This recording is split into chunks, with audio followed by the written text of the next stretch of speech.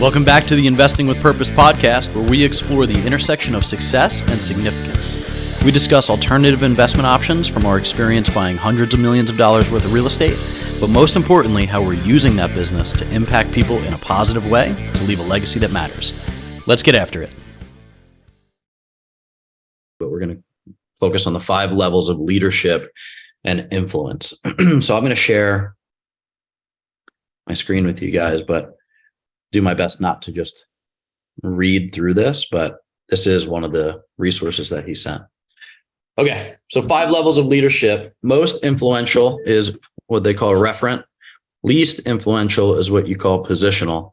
And then these in between. So when we steward our own character well, the overflow will affect big things. Being intentional about how we influence others while continuing to steward our own character is the crossroads of leadership. So he goes through and he defines what leadership is, how do you influence other people, and then how do we lead? So there's directive leading, meaning you have a boss, they're telling you exactly what to do. And I like where he lays out, you should use directive leadership when people are new, when they're new to a position or a role, or they've been downgraded on the freedom V, which basically is the you do, I watch. You do, I help kind of. And all these are clickable links that you can go check out. Transactional. Really, it's just motivating with positive and negative consequences. So transactional is you do this, you get this, you do this, I punish you this way, right? And that's level 2. 3 is participative. So you're participating and guiding people. So you're empowering people. This is good for all of us, by the way. I mean, if you're in this company, you're a leader. You are talking and managing something or someone. So this isn't just for business owners. I think leadership often gets defined as like the people that are in management roles. But if you're in a role in this company, you're in a management position, right? Justine, you're managing asset managers, property managers. Celia's dealing with vendors and Salesforce implementers and investors. Krisha, same thing. So every one of us is in a leadership role here in the business. That I don't think that happens in every business, but certainly here it does. So delegative is just you're delegating and you're not dictating the process in which you're doing it. So if I say, hey, Travis, I need this done, I'm not going to tell him how to do it. This is what I want done. This is the delegation. This is not the how. And then the top way to lead is transformational. Transformational leadership is it leans heavily on the referent power. Individuals who are led this way tend to be high on the freedom V, meaning they have pretty much autonomy, understanding expectations and creating their own boundaries within those expectations. So this is where everybody's shooting for, right? Where we're capable and willing to take ownership in the mission. And extreme ownership talks about this a lot. But I like how he lays out just the types of ways to lead. And then types of influence we have. Transformational is the most developmental. Directive is the least developmental. This goes very much hand in hand with the type of influence we have. So directive would be positional influence, meaning based on Sean being the chief operating officer, he can tell people what to do. It's the most sought after but least effective way to influence others. So you have a perceived weight that the position that you hold carries. So that would be coercive influence would be next. You're gaining coercive influence by following disciplinary threats or reinforcing established boundaries. So that's discipline with your kids, from a parent, from a spouse, ridicule, reward. Next level is, okay, so you do this, I'll give you this. This will be your next reward. Expert, you've become an expert in that particular field. So then you can, you're demonstrating proficiency, and then you lose expert influence by pretending you know answers when you don't know them or providing false, inadequate information. So this is, I've experienced both of these now in my life. I have pretended to know things or pretended to experience things so that other people would think that I knew what I was talking about. And you lose influence that way. I didn't know that at 22, but I thought by saying these things, it would get people to understand where I was coming from better. And that's just a broken mindset. Then fast forward almost 20 years later, we're actually getting asked to speak from stage about things that we are experts on, and that gains influence. So this would have been an interesting roadmap to have when I was 20 and understand that this influence is garnered from being authentic, essentially. Referent influence is the type of influence from doing life in a way that others want to emulate by stewarding one's own character. You gain referent influence through strengthening your pillars. You lose it when you demonstrate poor character or poor choices. So this is where we're looking to be, right? Especially as Christians, how are we gaining referent influence? And you see it all the time when people are like, oh man, there's something different about you, right? It's recognition of the power that our choices and influence have and character has on the people looking at us. So if your life is the only Bible that some people read, are you giving him chapter and verse, or maybe like 10% of it? It's all good stuff. Love it. You guys are seeing this, right? Oh yeah. Page. Okay. It just said participants can now see something. We've been there. We're good. Cool. All right. So the rules of referent power. So how are we cultivating this influence? It's both about becoming the best person you can and leading others effectively. The tenets of referent power show us the key areas of life on which we should focus the best steward our lives. So these are the pillars. The result of stewarding these pillars is that they will be strong, healthy, and true, not superficial. If your emotional pillar is strong, it doesn't mean that you're never sad or angry. It means you are someone who stewards emotions well. I don't think there's a better way to look at your emotions than it's great servant, terrible master. I have people in my life, my family, where, man, emotion drives every decision that they make. And that's not healthy. And then I have other people that are robots and no emotion drives none. And that's not healthy either. But you have to be able to recognize those emotions, steward them well, and then make decisions based on that. True vulnerability is stronger than false masking. It's interesting because I think most of us don't want to be vulnerable, at least initially. When I was younger, I certainly didn't want to be. I don't want to feel vulnerable. I felt exposed. In the right community, in the right culture, that's fostered, and we get to be more vulnerable, and that makes us feel better, right? Like, especially, I think, in our culture here, like when things are rough or things are not going the way we want, like we don't have a complain fest, but we can be honest about those things and be like, yeah, this is what's tough and this is what I need to work on. So the stronger your pillars are, the greater level of influence you have. The weaker your pillar, the less you'll be able to influence. All right, 6 tenets of referent power. Physical. This one hit me when I was reading this yesterday. Like, working on this from the beginning of the year and getting better at it, and 1% a day. I feel like I'm definitely moving in the right direction. But your outward appearance, like, and your presence, that's, people are looking at you and how you present yourself. And that needs to be strengthened through healthy diet, exercise, proper hygiene, appropriate manner of dress. Can be weakened by unhealthy diet, lack of exercise, and proper hygiene. And there's sociological studies about this, right? Now that I'm speaking from stages more, I'm like, man, I have to look better on stage. Not because of pride or ego, but because of influence. I recognize, and studies show this, that if you're obese or morbidly obese and you speak from stage, you're like 50% less likely to resonate with that audience. They don't believe you because of how you look.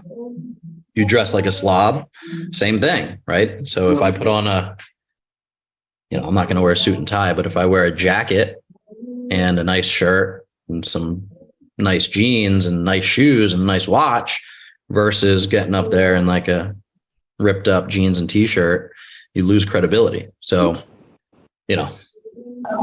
that's been forcing me to really take a look at, oh man, I gotta make sure I'm stewarding my health better, because if you have 100 people and you lose 50 of them right away because you're overweight and they check out, and those are 50 potential investors that don't want to do business with us because of how the person presenting the business looks, like that can't happen. Financial, how somebody stewards their finances. I mean, how much more credibility do you take money advice from people that have money versus that don't, or steward it at least well, right? Like, again, going back to my family, just because I grew up in this, like, where money was always looked at as almost like the source of evil, but those people are always broke. Like the mindset we have around money and what we do with investments and banking and budgeting and all that stuff, like that dictates your financial life. So social, Grace and I have been having this conversation a lot because we've just been having a lot of interesting conversations and noticing different patterns with people and friends and family in our lives, where, like, if you're a know-it-all, nobody wants to listen to you. I used to be this way. I used to know everything because my ego was, I needed to be looked at as kind of an expert on things. And now that I'm 41, I recognize I know nothing. I'm just starting to learn. I knew everything at 24. But your ability to interact with others relationally, and I think that people that are given the quote gift of gab, like people that are extroverted and speak a lot, think that they're good at relationship because they fill the space. When it's like the converse is true. The better you are at listening, the better you are at communicating, the better you are at building relationship. So this curiosity, asking questions, listening, appropriate sense of humor, ability to have deep conversations, that builds relationship. Weakened through lack of curiosity, that's being a know-it-all, like not asking questions. Oh, I know that. I know what that is. I know what this is. Oh yeah, that's because of this. Like, holy cow. Does anybody want to be around that person? No, my goodness. Self-centeredness, inability to share or accept truth. I had trouble with that. I had trouble accepting truth. I had trouble like taking it as something that I might not know. That's humility. Like that goes to the crux of our core of like, do I want to be curious or do I want to be a know-it-all? And then taking oneself too seriously. So good. Spiritual. So your relationship with God, trust and commitment to doing something bigger than yourself. This is the discipline that we all work on every week inside the business, and hopefully we're doing it outside of the business too. But practicing spiritual disciplines. Are you doing listening prayer? Are you doing journals? Are you doing Bible studies? What are you doing to grow spiritually? Actively participating in community. The Bible calls us to make sure that we're not forsaking the body of believers. So where are you doing that? How are you serving others? And are you sharing true perspective? Can be weakened through lack of spiritual disciplines, isolation, exclusion, pride. I think the pandemic gave a lot of people license to isolate from the church. And I know that church attendance across the country is down post-pandemic because people got isolated and they felt cool watching Elevation on TV versus rubbing shoulders with people that might ruffle your feathers. And that's why I think the Bible calls us to not isolate from the body, is because we have to interact with people there. And that grows us because people are people. And so I think it's just important to get around that community and stay connected. Mental, emotional, reading, studying, listening to others, actively seeking truth. So this is EQ, right? What are we doing to increase our emotional quotient? Can be weakened through complacency, assuming superiority, inappropriate emotional boundaries. I think assuming superiority sticks out to me there because social media gives everybody a superiority complex. You're in echo chambers. You're only talking to people that know what you know. I mean, the algorithm is targeted to put you in an echo chamber so that you feel more superior, so that you spend more time there. It's just an ego stroke. I think you're seeing that in teens and young 20s now, where they just assume they know stuff because the community that they're hanging out with online agrees with them. And what a scary prospect to not want to learn truth, but to just want to hear your own echo chamber. And then 6, family team. An individual's mental and emotional intelligence can be strengthened through kindness, compassion, courage, vulnerability, can be weakened through selfishness, apathy, competing instead of as a team, competing against instead of with the team. Pretty good. Good stuff? Good. Yeah. Love it. Takeaways, thoughts, things that stuck out the most. You want me to pull it back up? I can. No, I feel like diligently putting those things into a calendar to where you can actually work on pieces of those pillars on a weekly basis. And also focusing prayer around that structure, that foundation. Powerful. Yeah, I mean, it does kind of line up with, I don't know where my Boldly calendar is, but kind of the wellness wheel. Right. But like balance. The 6 tenets of referent power is physical, financial, social, spiritual, mental, emotional, and family. Mm-hmm. So yeah, those 6 things, I'm sure like 6 of the 8, I think the only thing that's not on there is like restoration and environment maybe. But essentially those are probably the same types of things. Yeah, I think they overlap. So yeah, if you're taking time, and similar to when I read Never Split the Difference and I wanted to start implementing a mirror or a label, like I wasn't trying to implement the entire book all at the same time. You get overwhelmed. Pieces. Just pick one thing and do it well for a week. Like if you just picked, physical and said, okay, every day this week, I'm going to go walk 10,000 steps, then you're much further ahead than you were before. And then week 2, okay, I'm going to build on this. I'm going to do my 10,000 steps. And I'm going to make sure that I'm doing listening prayer for 15 minutes every time when I get home or before, whenever. And then you just start to put these pieces of the puzzle together to where you're being authentic. People can see the character change and you'll start to bear the fruit because it's all biblically based. But you don't have to do it all today, right? It's like, all right, what Atomic Habits talks about doing 1% better every single day. By the end of the year, you're 3.5 times the person you were. Yeah. Like just 1% better, 1 degree better. And I think these are, again, we don't need to get taught. We need to be reminded. We all know these things, but where is it slipping for you? And then how do you combat that? How do you put it on the calendar? Funny, because I'm on like chapter 12 of Extreme Ownership. And while I was driving back from dropping the kids off today, I was just listening, and he was talking about, snoozing the alarm, and essentially you're weak if you don't get up with the first alarm. Mm-hmm. And then he was also talking about how, like, if you don't have the time in the schedule throughout the day, then you have to make the time, which means that you have to wake up earlier or stay up later or whatever. So I was just very convicted. And then, this is just all adding on to that. So, well, and we know it's doable. I was actually listening to a podcast with Alex Ramosi, and he was getting interviewed by some guys, and one of these guys is like really overweight. And a big part of the podcast was him asking Alex questions, because Alex is a gorilla. He's shredded. He's been that way for a long time, and he was in the fitness industry for a long time. And he said, "Why haven't you lost the weight yet?"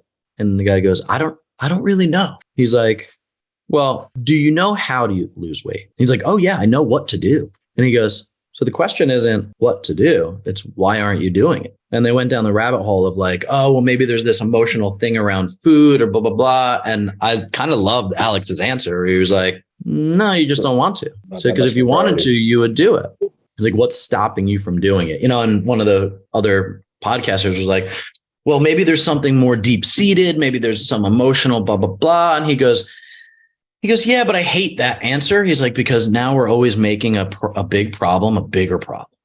The problem isn't that your mom gave you milkshakes when you were 4 to make you feel comforted. It might have something to do with that, but do you want to go tackle that big giant and be like, well, why did my mom give me milkshakes when I was 4? Or do you want to get up and walk 10,000 steps today? Because one doesn't need to compound into, this bigger issue. And I was like, man, how do we do that? The stories we tell ourselves where it becomes this big demon that we have to go conquer instead of, no, you're just not disciplined enough to wake up at 5:30 and go for a walk. Because we don't want to hear that either, right? We'd much rather blame mom and dad for it versus, nah, you stayed up too late. Now you don't want to wake up. And I was just like, man, this is so good. And what he was saying was some people need to feel the pain of regret too. Like there's the pain of discipline and the pain of regret. And some people won't get disciplined until they start to feel the pain of regret, meaning they have a health issue or their family's falling apart or, pick a problem. And some people won't make changes until that happens versus going, I'm just going to start today. And I'm going to be 1% better today. It doesn't have to be crazy, but he really thought it was all or nothing. This guy, he was like, well, then I have to diet and I have to track macros and I have to exercise. He goes, how about you just go home and throw out the unhealthy things in your pantry and replace them with good things today? That's all I want you to do today. Can you do that? And he cited this study, which I thought was really interesting from a sociological perspective, is that I think they said 30% of all Vietnam veterans, when they were in Vietnam, tried heroin. They came back and 90% of them never tried it again. The opposite of that is almost 90% of heroin addicts that go to rehab here relapse at some point. And he said what was incredible about the study was that it just showed the difference in the environment and the impact that it had in your habits. Because you just get so routine into these things. He's like, so, he was saying how he wanted to, stupid example, but he wanted to do facial cream on his face every night before he went to bed. And every week, the cleaners would come and move it into his drawer and he'd stop for a couple of days and then he'd be like, oh no. So he had to have the conversation with the cleaners like, hey, don't move that cream off the side of the bed because I won't do my routine. Just that little step changed how consistent he was with it. So where else is that eking into our lives where we don't do listening prayer? Because if I don't wake up at literally 5:15 and go to the gym and get home at 6:30 and have that 20 minutes for listening prayer before the kids get up, one or two of those things won't happen throughout the day. Amen. On the days that I do it, it is consistent and perfect and awesome. And I feel amazing. But like, where else do we have these things where it's like, oh yeah, I'm eating bad things. It's like, well, if you didn't have ice cream in your freezer, you wouldn't have ice cream tonight. If you didn't have cookies in your pantry, you probably wouldn't have cookies. So it's like, what are these little tweaks to help you be successful that you're not thinking through for all of these things? As simple as it is, I got a standing babysitter on Friday nights so that Grace and I could go on a date night. Date nights used to be this mountain that was insurmountable. Like seriously, it was like, we can never do date nights. We got to put it on the calendar. And then once a month was my goal. How do I get out with my spouse for a couple hours for once a month? Once a month. Yikes. That's no good. But that's what it was for years. Yeah. And now it's like, yeah, but getting a babysitter, okay, so it costs money. Is there other things that you can do that don't cost money if that's the issue? Yep. Like, how about you play a game night after they put the kids to bed on a Friday night? Like, just carve out the time, make the time to be connected so that your marriage grows.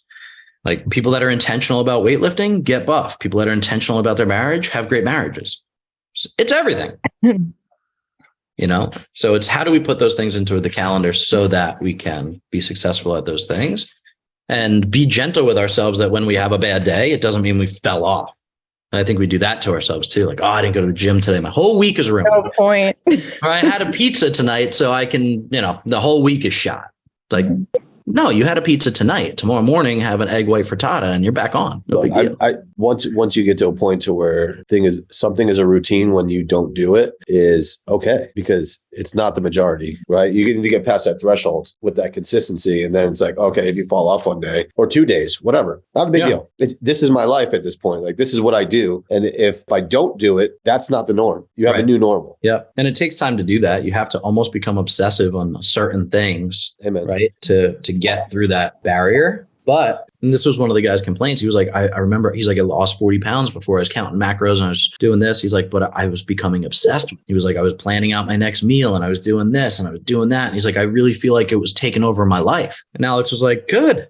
At 300 pounds, you don't have a long life in front of you. So yeah, that's a good obsession. Like, that's not a bad thing. But what was that? That was just an excuse. And he said, look, anybody has to become obsessed for a period of time until it becomes the new normal. Like Travis just said, like once that's instilled, it was just, I started asking Cadence this, like after a couple of times of hearing him talk about these types of things. She's like, oh, I want to do this. And be like, well, what would a healthy person do? Right. Because we just want to be healthy. I'm not trying to promote not eating this or not eating that or doing that. Like, what would a healthy person do?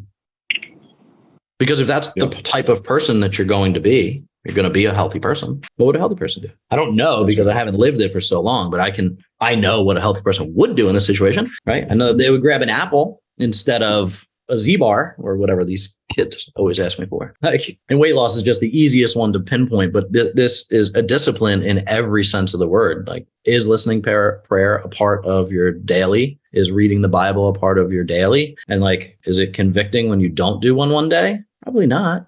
As long as you get back on the track the next day. So anyway, I love these pillars. And I love what it says about how that reflects our influence that we have on others. Like, I think we always think of these things as a internal piece of the puzzle. Like, this is just for me.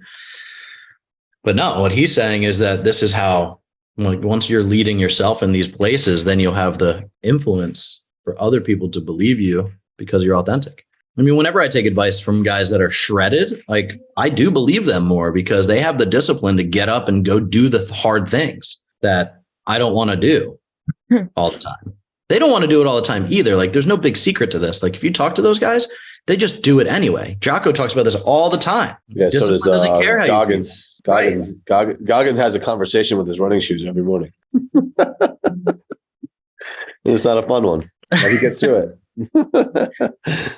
Yeah, I mean, I got out of bed this morning. I packed everything up in a nice little easy, like, gym. Like, I'm ready to go. Because my bathroom's getting remodeled. So I have to like sneak out of my room into the living room in the pitch black before I can like get dressed and stuff. In the last couple of days, it's been hard. And I was like, oh, you know what I should do? I should just lay out my clothes and my socks and my shoes all right here. So I don't have to think about it. Duh, right? And then I get out and I get dressed and I go and I come back and I was like, man, that was such an easier process than me fumbling around the room going, where are my shorts? Where my shirt that I'm going, where's the sweatshirt? Yeah, just even the tone of your voice right there, right? That was the first layer of frustration. Yeah, right? Where is this? That stuff shouldn't frustrate you. That's heads are falling off. Self-inflicted, right? It is. It's a self-inflicted gunshot wound, but it's just planning. My girls came downstairs today. They were like, we're running late. We got to make our lunches. I already made them because I was up early, but I said, girls, tomorrow we're going to try making our lunches at night. There's no reason we can't make a lunch the night before so that you're prepared the next morning. They're like, life-changing, but we all get caught up into the cycle of the day. So it becomes more and more cliche the more we study this stuff, but you do run the day or the day runs you. And on the day that you run the day, you feel great. You're like, I got this. And moving forward with this stuff, if there's anything that you guys want to implement into your life that you need accountability for and you want an accountability partner, I'm always here to do that if you want it. And it holds me accountable too. And if it's something that I'm missing, I might do it with you. Yeah. So the American Society of Training and Development found that people are 65% more likely to meet a goal after committing to another person. That chance goes to 95% when they build in ongoing meetings to check in on progress. I had a buddy in my church. He wanted to get up at 5 o'clock every morning. He's like, I just can't do it. I was like, do you want an accountability partner? He's like, oh, that'd be amazing. He's like, do you know somebody to do that? I'm like, I'm going to call you every morning at 5 o'clock. Travis, you're going to call someone every 5 minutes. Well, I'll make it efficient. I won't overwhelm myself, but even if it's just a text message, right? Like it got to 2 weeks, within 3 weeks, your habit's there, right? If you're doing it for 3 weeks, you're on your own at that point. Because if you can see it through for 3 weeks, you pretty much 21 days is the mark. Once you get there, it's the norm. You'll feel weird if you don't go to the gym. Even if I don't go like lift, I'll just go and walk and like hit the sauna. Just move. Just up, right? Like I didn't know this, but I've been doing this sauna and steam room. Your heart rate my heart rate gets up to like 135 just sitting in that thing. Zone 3, baby. It's like, I mean, and it's a mental game. It gets hot. Yeah. I want to get out. And I'm like, all right, I can do anything for 2 minutes. I can do anything in the world for 2 minutes. And then I go another 2 minutes. We gotta go to the Russian saunas. I don't want to do a cold plunge, but I will. No, but the Russian saunas are like there's like igloos that you go into that are basically like ovens. I remember like the first time I went in, there was a little old lady in there it was like 200 something degrees in there. And it was like your instant, like just pouring sweat and like your head's going, get out. Like 200 is the dry sauna. Oh yeah. You gotta dry in it. Yeah. Because mine only goes to 128, but it's a steam room. So it's dripping on you and it's hot. Yeah. Yeah. Like, oh. No, it feels like you're basically just walking into an oven. It's insane. And the little old lady's just sitting there all peaceful. I'm like, if she's doing it, I got it. Yeah. If she's not passing out, because you instantly feel like you're going to pass out. So I didn't want to do this, but I listened to, I think it was a Rogan episode, not a Rogan episode, because those are 4 hours long and who has that much time. But I listened to a clip from Rogan where a cardiologist said your chance of cardiac death reduces by 42% when you do a sauna 3 times a week for 10 minutes. 42% mortality rate decrease. Well, that's a valuable 30 minutes a week. I was like, I can't not do that now. Like, are you kidding me? Yeah. That's the best half hour spent. Yeah. And now I just listened to a book. I was listening to Cialdini in there today. Perfect. So anyway, I love this stuff. Read some of those resources. He's got a great podcast called Yellow Balloons, but it really is talking about how to lead yourself so that you can lead others. And I really feel like this is what God was trying to reveal to us when we were out in Vail with the Benhams, was like, hey, I have a big call for your business, but if these pillars are shaky, it won't grow to the extent that I can build it. And that to me was it was convicting and beautiful. And I was like, all right, where do I need to start focusing? And it's been a 1 degree a day kind of thing. It's not a light switch. Cool. Town hall. Good stuff, Stephen. Yeah, really good. Thanks, Tim Dunn. Thanks for listening to the Investing with Purpose podcast. If you're finding value, would you leave us a review and share this with your friends? And go to investingwithpurpose.org to learn more about how to partner with us and to learn more about the nonprofits that we support around the world.